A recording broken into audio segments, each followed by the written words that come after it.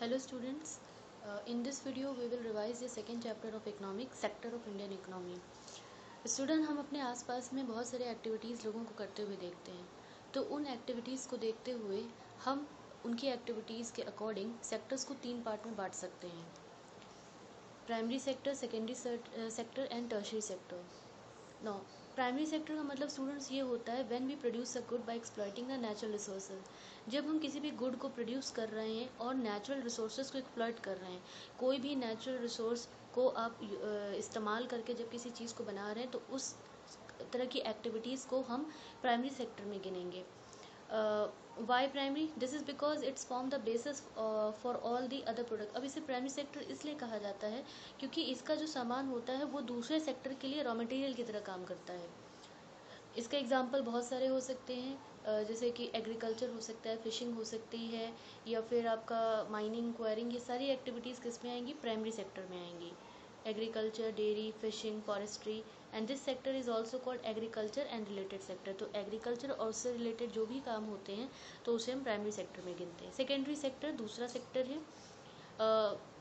It cover the activities in which the natural products are change in the other form through the way of manufacturing. Secondary sector में हम ज़्यादातर manufacturing के काम को include करते हैं. जो भी नेचुरल प्रोडक्ट्स हैं और उसको अगर हम रॉ मटेरियल की तरह यूज़ करके कोई दूसरा सामान बना देते हैं तो उस सेक्टर को क्या कहा जाएगा? सेकेंडरी सेक्टर कहा जाएगा. क्यों? क्योंकि वहाँ पे मैन्युफैक्चरिंग सामान को बनाया जा रहा है किसी इंडस्ट्री में, किसी फैक्ट्री में, तो उसे हम कहेंगे secondary sector. The product is not produced by the nature but has to be made and therefore some process of manufacturing is essential. सामान यहाँ पे हम ये नहीं कह रहे हैं कि प्रोडक्ट को प्रोड्यूस किया जा रहा है नेचर के द्वारा, लेकिन कहीं ना कहीं हम जो रॉ मटेरियल है बनाने के लिए जो चीज़ की ज़रूरत पड़ती है वो कहाँ से आ रहा है? प्राइमरी सेक्टर से आ रहा है. जैसे एक एग्जांपल दिया हुआ है. फॉर एग्जांपल अगर मान लीजिए हमें कोई क्लोथ बनाना है, कोई शर्ट बनानी है, तो उसके लिए जो कॉटन चाहिए, तो कॉटन किसका पार्ट है? प्राइमरी सेक्टर का पार्ट है, क्योंकि ये एग्रीकल्चर से आ रहा है. फिर उसके बाद हमने उसका यूटिलाइजेशन किया रॉ मटेरियल की तरह और उससे एक शर्ट बना दी. इस सेक्टर को इंडस्ट्रियल सेक्टर भी स्टूडेंट्स कहा जाता है. थर्ड सेक्टर है टर्शरी सेक्टर. टर्शरी सेक्टर का मतलब होता है student that sector which involve only the service.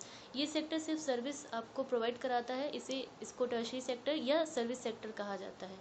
और ये सेक्टर जो होता है बाकी जो हमारे दो सेक्टर हैं प्राइमरी और सेकेंडरी सेक्टर, उसको ग्रो करने में मदद करता है अपनी सर्विस दे के.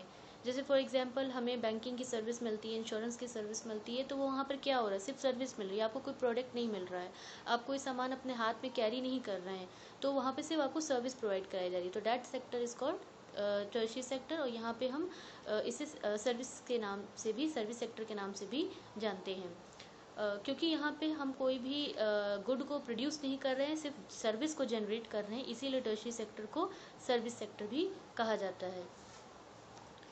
इसके एग्जांपल्स हो सकते हैं जैसे कि टीचिंग हो गया, जैसे कि एटीएम हो गया, एटीएम मशीन्स हो गई, बैंक हो गया, इंश्योरेंस हो गया, कम्युनिकेशन हो गया.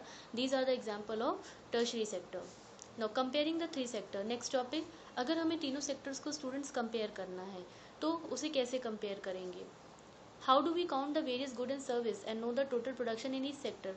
हम कैसे अलग अलग गुड्स और सर्विस को काउंट करेंगे, गिनेंगे कि किस सेक्टर से कितना प्रोडक्शन हुआ? इसके लिए एक एग्जाम्पल आपकी बुक में स्टूडेंट्स दिया हुआ है. इस एग्जाम्पल को पढ़ते हुए हम ये समझेंगे कि हम सिर्फ फाइनल गुड को काउंट करते हैं और साथ ही साथ जो हमारे गुड बीच में यूज़ होते हैं प्रोडक्शन के दौरान, जैसे इंटरमीडिएटरी गुड कहते हैं, उसकी काउंटिंग नहीं की जाती है. For example if 10,000 kg of wheat is sold at 8 per kg. अगर हम 10,000 किलो वीट को 8 रुपये पर किलो के हिसाब से बेच रहे हैं तो वैल्यू कितनी हो गई? 80,000. The value of 5,000 coconut at ₹10 per coconut will be 50,000. उसी तरीके से अगर हम 5,000 कोकोनट को 10 रुपये के हिसाब से सेल कर रहे हैं तो काउंटिंग कितनी होगी? 50,000. Similarly the value of good and service in the three sectors are calculated and then added up. तो इसी तरीके से हम क्या करते हैं, तीनों सेक्टर में जितना प्रोडक्शन हुआ उसको जोड़ लेते हैं और उन तीनों सेक्टर का जितना भी गुड एंड सर्विस की वैल्यू आई उसको जोड़ के हम निकाल लेते हैं कि हर सेक्टर ने कितना काम किया. लेकिन फाइनल गुड और इंटरमीडिएट गुड में अंतर होता है. अंतर ये होता है, फाइनल गुड का मतलब हो गया स्टूडेंट वो गुड जो सीधे आपके पास आ रहा है, सीधे आपको मिल रहा है, कंज्यूमर को, कस्टमर को मिल रहा है. और इंटरमीडिएट गुड का मतलब होता है कि वो सामान या वो गुड्स जो कि फाइनल गुड एंड सर्विस को बनाने के दौरान हमने इस्तेमाल किया, उसे इंटरमीडिएट गुड कहेंगे. तो just to avoid the double counting, हम सिर्फ फाइनल गुड की काउंटिंग करते हैं जब हमें तीनों सेक्टर के प्रोडक्शन का टोटल निकालना होता है। इंटरमीडिएट गुड की काउंटिंग नहीं करते हैं, हम एक ही सामान को 2 बार नहीं गिन सकते हैं। इसका एग्जाम्पल भी आपकी बुक में दिया हुआ है। एग्जाम्पल ये है कि अगर एक फार्मर है और वो किसी एक वो वीट प्रोड्यूस कर रहा है और वो किसी आटा बनाने वाली मिल को अपना वीट बेच देता है, उसके बाद वो मिल जो है उसको ग्राइंड करती है, पीसती है और वो उसको किसी बिस्कुट बनाने वाली कंपनी को बेच देती है। फिर वो बिस्कुट बनाने वाली कंपनी क्या करेगी, उस आटे का और शुगर, ऑयल, इन सब का इस्तेमाल करके बिस्किट बना देगी और वो मार्केट में उसको बेच देगी। तो फाइनल प्रोडक्ट आपका क्या है, आपके पास एक बिस्किट का पैकेट, ठीक है, यहाँ पर एक एग्जाम्पल दिया है, 15 बिस्किट के पैकेट 60 रुपीज़ के हिसाब से वो कंज्यूमर के पास आ रहा है। लेकिन बिस्कुट क्या होंगे, फाइनल गुड होंगे जो कि कंज्यूमर के हाथ में आए हैं। हम उसमें जो आटा लगा, जो हम उसमें जो शुगर लगी या फिर जो उसमें हमने ऑयल और एसेंशियल चीज़ों को डाला है, हम उसको बार बार नहीं गिनेंगे। इन सब चीज़ों को ऑलरेडी इसमें हम काउंट कर चुके हैं। तो डबल काउंटिंग को अवॉइड करने के लिए इंटरमीडिएट गुड्स की काउंटिंग नहीं की जाती है, सिर्फ फाइनल गुड एंड सर्विस को इंक्लूड किया जाता है। The value of only final and good service produced in each sector during a particular year provide the total production of the sector for that year.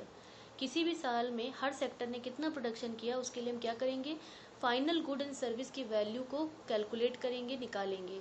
हम intermediate good की calculation नहीं करेंगे।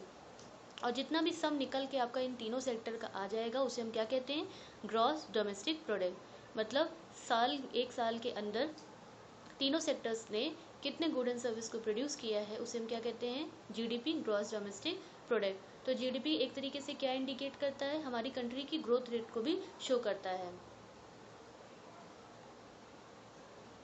Historical changes in sector, हमारे sectors में अलग अलग बहुत सारे चेंजेस हुए हैं। प्राइमरी सेक्टर में भी चेंज आया, सेकेंडरी सेक्टर में भी चेंज आया। तो जो चेंजेस आए हैं वो क्या क्या चेंजेस आए हैं। इनिशियल स्टेज में अगर हम डेवलपमेंट की बात करें तो हमारे यहाँ सबसे ज़्यादा इंपॉर्टेंस किसको दी गई थी, प्राइमरी सेक्टर को दी गई थी। सबसे स्टार्टिंग के टाइम पे जब हमारा इंडिपेंडेंस हुआ था तो वहाँ पे सबसे ज़्यादा इंपॉर्टेंस हमने प्राइमरी सेक्टर को दी थी। समय के साथ आगे बढ़ते बढ़ते नए नए मेथड्स मैन्युफैक्चरिंग के आने लगे, नई नई फैक्ट्रीज आने लगी और इस तरीके से सेकेंडरी सेक्टर को भी इम्पोर्टेंस मिली। जो लोग पहले फार्म पे काम करते थे, एग्रीकल्चर में काम करते थे, अब वो शिफ्ट होके कहाँ आ रहे हैं, सेकेंडरी सेक्टर में आ रहे हैं, फैक्ट्रीज में काम कर रहे हैं। तो इस तरीके से सेकेंडरी सेक्टर में भी धीमे धीमे प्रोडक्शन बढ़ा और एम्प्लॉयमेंट लोगों के लिए बढ़ता चला गया।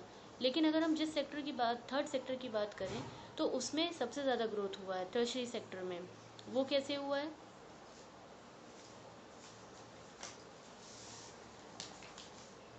The rising importance of tertiary sector in production. Tertiary sector का प्रोडक्शन में सबसे ज़्यादा इम्पोर्टेंस कैसे बढ़ा है। सबसे पहले तो फर्स्ट, अगर हमें किसी भी कंट्री में बात करें जो बेसिक एसेंशियल सर्विसेज होती हैं वो कौन कौन सी होती हैं, जैसे कि हॉस्पिटल हो गए, हमें एजुकेशनल इंस्टीट्यूशन चाहिए, पोस्ट ऑफिस चाहिए, टेलीग्राफ चाहिए, पुलिस स्टेशन, कोर्ट, ये सब चीज़ें किसी भी देश में होनी चाहिए। बैंक, इंश्योरेंस, ये क्या है, ये बेसिक सर्विस मानी जाती है किसी भी देश की। In the developing country the government has to take the responsibility. और डेवलपिंग कंट्री जैसे इंडिया है तो वहाँ पे ये जिम्मेदारी गवर्नमेंट की होती है, रिस्पॉन्सिबिलिटी होती है कि ये सारी बेसिक सर्विस जो है वो कंट्री को प्रोवाइड कराई जा सके।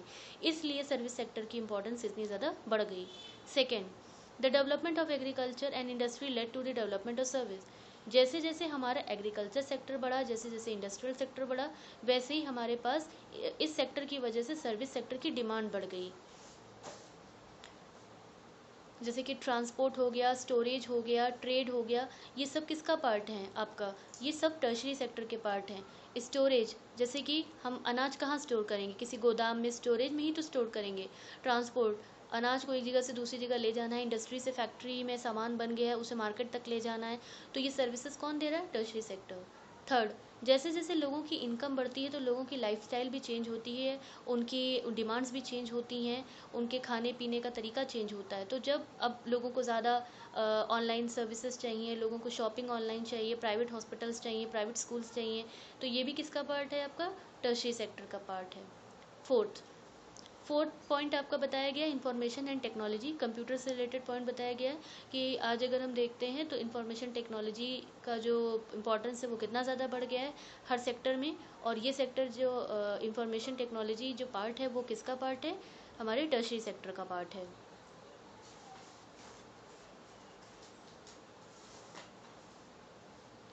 Now next important point is आपके यहाँ पे अंडर एम्प्लॉयड और डिस्गाइज अनएम्प्लॉयमेंट के बारे में बताया गया है। अंडर एम्प्लॉयड क्या होता है, डिस्गाइज एम्प्लॉयमेंट पे क्या फ़र्क होता है, लेट्स रीड दैट। फॉर यहाँ पर एक छोटा सा एग्जांपल स्टूडेंट्स लैंड को दिया गया है। लैंड का एग्जांपल ऐसे दिया गया कि मान लीजिए अगर आपके पास एक लैंड है और उस लैंड पे 4 लोग मिलकर काम कर रहे हैं, अगर हम उनमें से 2 लोगों को हटा भी देते हैं तब भी लैंड की प्रोडक्टिविटी पे कोई असर नहीं आएगा। जितना लैंड में पहले हमें ग्रेन मिल रहा था आज भी उतना ही ग्रेन मिल रहा है। तो वो जो 2 एक्स्ट्रा लोग काम कर रहे हैं तो वो क्या हैं, हमारे डिस्गाइज अनएम्प्लॉयमेंट में या अंडर एम्प्लॉयड हैं। If you remove a few people out production will not be affected. Worker in the agriculture sector are under employed. तो जो लोग ज़्यादातर वर्कर एग्रीकल्चर सेक्टर में काम करते हैं वो किस तरह की सिचुएशन को जूझते हैं, अंडर एम्प्लॉयमेंट से, कि उन्हें लगता तो है कि वो काम कर रहे हैं लेकिन वो अपनी क्षमता से अपनी पोटेंशियल से काफ़ी कम काम कर रहे होते हैं। तो this kind of situation is known as disguise unemployment. और इसका दूसरा नाम क्या है, इसका दूसरा नाम है हिडन अनएम्प्लॉयमेंट। हिडन अनएम्प्लॉयमेंट इसको इसलिए कहा जाता है क्योंकि ये छिपा हुआ होता है। देखने में तो लगता है कि सब लोग काम कर रहे हैं लेकिन सिचुएशन कुछ इस तरीके की होती है कि लोग काम तो कर रहे हैं apparently but all of them are made to work less than their potential, लेकिन वो अपनी क्षमता से अपने पोटेंशियल से कम काम कर रहे हैं। तो अंडर एम्प्लॉयड, हिडन अनएम्प्लॉयमेंट और डिस्गाइज अनएम्प्लॉयमेंट एक ही चीज़ है। How to create, next topic is how to the more employment. अब अगर हमें एम्प्लॉयमेंट ज़्यादा से ज़्यादा क्रिएट करनी है तो हम कैसे क्रिएट करेंगे। इसके लिए बहुत सारे स्टेप्स गवर्नमेंट भी ले सकती है। जैसे कि सपोज़ एक नया डैम कंस्ट्रक्ट किया जा सकता है, कैनाल कंस्ट्रक्ट किया जा सकता है और फार्मर्स के फार्म तक उनको इरिगेशन की फैसिलिटी प्रोवाइड कराई जा सकती है, जिससे क्या होगा, बहुत सारे लोगों को एम्प्लॉयमेंट जनरेशन मिलेगा जिस समय डैम का कंस्ट्रक्शन होगा। गवर्नमेंट ट्रांसपोर्ट स्टोरेज में भी इन्वेस्ट कर सकती है, स्टोर हाउसेस बनवा सकती है, गोदाम बनवा सकती है जहाँ पर क्रॉप्स को प्रोटेक्ट करके रखा जा सकता है। गांव की सड़कें, रूरल रोड्स को बेटर कर सकती है। साथ ही साथ इस जो प्रॉब्लम होती है इसको अनएम्प्लॉयमेंट की रिमूव करने के लिए गवर्नमेंट इंडस्ट्रीज़ को सेटअप कर सकती है, बूस्टअप कर सकती है कि ज़्यादा से ज़्यादा इंडस्ट्रीज़ जो हैं वो अपनी इंडस्ट्रीज़ को रूरल सेक्टर में जाके लगाएं। ये कुछ स्टेप्स हैं जिससे कि अनएम्प्लॉयमेंट की प्रॉब्लम को रूरल एरिया में काफ़ी हद तक ख़त्म किया जा सकता है। इसी से रिलेटेड एक लास्ट टॉपिक आपके बुक में दिया हुआ student, that is MNREGA. Central government in India made a law implementing the right to work. Central government ने एक लॉ इम्प्लीमेंट किया था जिसे राइट टू वर्क कहा जाता है, कि सबको काम करने का अधिकार है। और नियर बाई 625 डिस्ट्रिक्ट जो ज़िले हैं इंडिया में, उनमें एक साथ इसको स्टार्ट किया गया था। इस प्रोग्राम को 2005 में स्टार्ट किया गया था, Mahatma Gandhi national rural employment guaranteed act. और all those who are able to work, जितने भी लोग काम करने लायक हैं और जो काम करना चाहते हैं और जिन्हें काम की ज़रूरत है, उन्हें 100 डेज़ का एम्प्लॉयमेंट की गारंटी सरकार देती है। और अगर फॉर एग्जांपल गवर्नमेंट अगर फेल हो जाती है अपनी इस ड्यूटी में और एम्प्लॉयमेंट नहीं प्रोवाइड करा पाती है, तो गवर्नमेंट क्या करेगी, अनएम्प्लॉयमेंट अलाउंसेस, जो बेरोज़गारी भत्ता होती है, बेरोज़गारी भत्ता, वो लोगों को प्रोवाइड कराएगी। The chapter is over. Thank you. Division of sector as organize and unorganize. Student, अभी इससे पहले हमने जो पढ़ा था उसमें हमने सेक्टर का डिवीजन अकॉर्डिंग टू द किया था एक्टिविटीज़ के हिसाब से जो लोग काम करते हैं। लेकिन यहाँ पर हम देख रहे हैं 2 तरीके के सेक्टर हैं, ऑर्गेनाइज और दूसरा unorganize. According to the condition of work, की जो वर्किंग कंडीशन होती है उसके अकॉर्डिंग 2 पार्ट में हम सेक्टर्स को बांट सकते हैं, एक ऑर्गेनाइज और दूसरा अनऑर्गेनाइज। नाम से ही जैसे स्टूडेंट समझ में आ रहा है हमें कि ऑर्गेनाइज का मतलब क्या है, कि हर चीज़ पूरी तरीके से क्या है, वेल डेवलप्ड है, अच्छे से पूरी तरीके से हर चीज़ वो परफेक्ट है। ऑर्गेनाइज सेक्टर वो सेक्टर है जो उस तरह की प्लेसेस ऑफ वर्क को कवर करता है जहाँ पे एम्प्लॉयमेंट, जो रोज़गार होता है वो रेगुलर होता है, लोगों को रेगुलर काम मिलता है और वो अपने काम को लेकर एश्योर होते हैं कि उनका काम जो है पूरा पक्का काम है। उन इस तरीके की जो ऑर्गेनाइजेशंस होती हैं या जो एंटरप्राइजेज होती हैं वो गवर्नमेंट के द्वारा रजिस्टर्ड होती हैं। ये रूल्स एंड रेगुलेशन को फॉलो करती हैं, जैसे कि फैक्ट्री एक्ट हो गया, मिनिमम वेज एक्ट हो गया, पेमेंट ऑफ ग्रेच्युटी एक्ट, जो कि सरकारी एक्ट्स हैं, इन सारे नियमों को वो फॉलो करती हैं।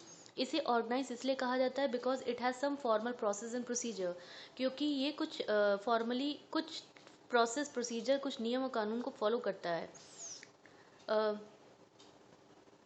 Some of these people may not be employed by anyone but may work on their own, but they too have to register. लोग अगर अपने आप काम करना चाहते हैं, अपने आप को एम्प्लॉयमेंट देना चाहते हैं, तो वो ऐसा कर सकते हैं, लेकिन उसके लिए उनको गवर्नमेंट के जो एक्ट्स होते हैं उनको पूरा करना होगा और खुद को रजिस्टर कराना होगा और सारे रूल्स एंड रेगुलेशन को फॉलो करना होगा. वर्कर्स जो ऑर्गेनाइज सेक्टर में होते हैं उनकी वो सिक्योरिटी ऑफ एम्प्लॉयमेंट को इन्जॉय करते हैं कि उनको ये पता होता है कि उनकी जॉब जो है सिक्योर है. उनसे फिक्स घंटे में नंबर ऑफ आवर्स में काम कराया जाता है. अगर उनसे ज़्यादा काम लिया जाता है तो उनको उसका एक्स्ट्रा पैसा ओवर टाइम दिया जाता है, जो कि उनका एम्प्लॉयर जो जॉब देता है वो देते हैं. They also get several other benefit. इसके अलावा उनको और भी बहुत सारे बेनिफिट्स मिलते हैं जो लोग ऑर्गेनाइज सेक्टर में काम करते हैं. जैसे कि फॉर एग्जांपल अगर उन्होंने they get the paid leave payment during the holiday, provident fund, gratuity. उन्हें हॉलीडेज़ का पेमेंट मिलता है, उन्हें प्रोविडेंट फंड मिलता है, ग्रेचुटी मिलती है, और साथ ही साथ उनको मेडिकल बेनिफिट्स भी मिलते हैं. तो साथ ही साथ जहाँ पे वो काम करते हैं तो वहाँ का जो फैक्ट्री मैनेजर होगा वो उनको सारी फैसिलिटी प्रोवाइड करेगा, जैसे ड्रिंकिंग वाटर हो गया, और आसपास का जो काम करने का माहौल होगा वो सेफ़ होगा. और जब वर्कर्स रिटायर होते हैं तो उनको पेंशन मिलती है. तो ये क्या है? ऑर्गेनाइज सेक्टर है. अनऑर्गेनाइज सेक्टर का मतलब होता है कि स्टूडेंट्स ऐसी बहुत सारी छोटी छोटी स्मॉल यूनिट्स हैं जो कि रन कर रही हैं, लेकिन वो गवर्नमेंट के कंट्रोल के बाहर हैं. क्यों? क्योंकि वो रजिस्टर्ड नहीं है, वो किसी भी तरीके के रूल्स एंड रेगुलेशन को नहीं फॉलो करते हैं. यहाँ पे जो लोग जॉब करते हैं उनकी जॉब जो होती है बहुत ही लो पेड होती है, कम सैलरी होती है, रेगुलर भी नहीं होती है, मतलब उन्हें विदाउट एनी प्रॉपर रीज़न निकाला भी जा सकता है. There is no provision for over time. Extra काम कराने पर कोई एक्स्ट्रा प्रोविज़न पैसा देने का नहीं होता है. Paid leave, holiday leave due to the sickness, इस तरीके की कोई भी बेनिफिट यहाँ पर काम करने वाले लोगों को नहीं मिलता है. एम्प्लॉयमेंट इज़ नॉट सिक्योर, मतलब यहाँ पर जो अनऑर्गेनाइज सेक्टर में वर्कर्स या जो लोग काम करते हैं उनकी जॉब सिक्योर नहीं होती है. People may be asked to leave without any reason. लोगों से कहा जा सकता है कि वो जॉब को छोड़ दें और उन्हें कोई प्रॉपर रीज़न भी नहीं दिया जाता है. when there is a less work such as during some seasons, some people may be asked to leave. जैसे फॉर एग्जांपल मान लीजिए काम इतना ज़्यादा नहीं है कुछ सीज़न, कोई मौसम में, किसी सीज़न में, तो लोगों से कहा जा सकता है कि वो अपनी जॉब को छोड़ दें. तो ये सेक्टर क्या है? अनऑर्गेनाइज सेक्टर है. Now how to protect the worker in the unorganize sector. Unorganize sector देखिए स्टूडेंट दोनों जगह आपको मिलेगा. आपको रूरल एरिया गांव में भी मिलेगा और अर्बन एरिया शहरों में भी मिलेगा. रूरल एरिया में ज़्यादातर अनऑर्गेनाइज सेक्टर में कौन लोग आते हैं? ऐसे लोग जो कि लैंडलेस एग्रीकल्चर लेबर होते हैं, मतलब जिनकी अपनी खुद की ज़मीन नहीं है और वो लेबर का काम कर रहे हैं, या फिर छोटे जो फार्मर्स होते हैं, या जो कारीगर होते हैं, या वीवर्स हो गए, लोहार हो गया, कारपेंटर हो गया. तो ये क्या है आपके रूरल एरिया के वो वर्कर्स हैं जो कि अनऑर्गेनाइज सेक्टर में होते हैं. तो इनके लिए क्या किया जा सकता है? फार्मर्स को सपोर्ट कैसे दिया जा सकता है? फार्मर्स को उनको हम सपोर्ट दे सकते हैं कि उनको टाइम पे हम सीड्स दें, डिलीवरी मतलब जिस समय बीज को बोना है उसी समय उनको वो प्रोवाइड कराया जाए. उनको एग्रीकल्चर इनपुट, जैसे कि जो भी उनको एग्रीकल्चर के दौरान जिन भी इनपुट्स की ज़रूरत है, चाहे वो ट्रैक्टर हो गया, चाहे वो इरिगेशन हो गया, जो भी चीज़ उनको चाहिए वो उनको टाइम पे मिले. अर्बन एरियाज़ में अगर हम देखते हैं तो अनऑर्गेनाइज सेक्टर्स में कौन आता है? जैसे कि स्मॉल स्केल छोटी इंडस्ट्री में काम करने वाले वर्कर हो गए, कंस्ट्रक्शन में काम करने वाले वर्कर हो गए, या फिर आपके स्ट्रीट वेंडर जो सामान सड़क पे बेचते हैं, या हेड लोड वर्कर्स जो सामान बाहर सर पे उठाते हैं. तो इस तरह के जो वर्कर्स होते हैं किस में आते हैं? आपके अनऑर्गेनाइज सेक्टर में. और किस एरिया में? अर्बन एरियाज़ में, शहरों में आते हैं. इसके लिए क्या किया जा सकता है कि government can small scale industry also need government support for procuring the raw material, marketing of output. तो इसके लिए गवर्नमेंट की सपोर्ट की ज़रूरत होती है. जो इंडस्ट्रीज़ छोटे लेवल पे काम कर रही हैं तो उनको गवर्नमेंट का सपोर्ट चाहिए होता है, चाहे वो रॉ मटेरियल खरीदने में हो, चाहे मार्केटिंग करने में हो, चाहे फिर सामान को बाहर मार्केट में बेचना हो. तो इस तरीके से वर्कर्स को प्रोटेक्ट किया जा सकता है. Now sector in term of ownership. अब थर्ड पार्ट क्या है? कि ओनरशिप के हिसाब से भी हम सेक्टर्स को डिवाइड कर सकते हैं। पहला है आपका पब्लिक सेक्टर, दूसरा है प्राइवेट सेक्टर। पब्लिक सेक्टर का मतलब होता है स्टूडेंट, द गवर्नमेंट ओज मोस्ट ऑफ द एसेट, मतलब यहाँ पर जितने भी जो एसेट्स होंगे, जो ज़रूरी चीज़ें होंगी, उसका ओनर कौन होगा, मालिक कौन होगा, गवर्नमेंट होगी, और गवर्नमेंट सारी सर्विसेज प्रोवाइड कराएगी। प्राइवेट सेक्टर का मतलब हो गया कि जितने भी आपके एसेट होंगे, जितनी भी चीज़ें होंगी, उसका जो ओनर होगा वो कोई प्राइवेट इंडिविजुअल, कोई इंसान होगा। And delivery of the service is in the hand of private individual और कंपनी। और सामान की डिलीवरी करना, पहुंचाना, ये सारी चीज़ें किसके हाथ में होंगी, प्राइवेट कंपनी के हाथ में होगी। देखिए प्राइवेट कंपनी का ज़्यादातर मोटिव क्या होता है, उसका मोटिव क्या होगा, प्रॉफिट कमाना होगा। लेकिन अगर हम पब्लिक सेक्टर की बात करें तो गवर्नमेंट का मोटिव क्या होता है, वेलफेयर ऑफ द पीपल, लोगों की भलाई करना। ज़्यादातर पब्लिक सेक्टर उस चीज़ों में इन्वेस्ट करती है जहाँ पर रिस्क बहुत ज़्यादा हाई होता है, प्रॉफिट कम होता है। एग्जाम्पल हम रेलवे का ले सकते हैं। प्राइवेट सेक्टर उन प्रोजेक्ट्स में इन्वेस्ट करता है जहाँ पे रिस्क जो होता है काफ़ी कम होता है, लेकिन आपका जो प्रॉफिट होता है वो बहुत ही मैक्सिमम होता है।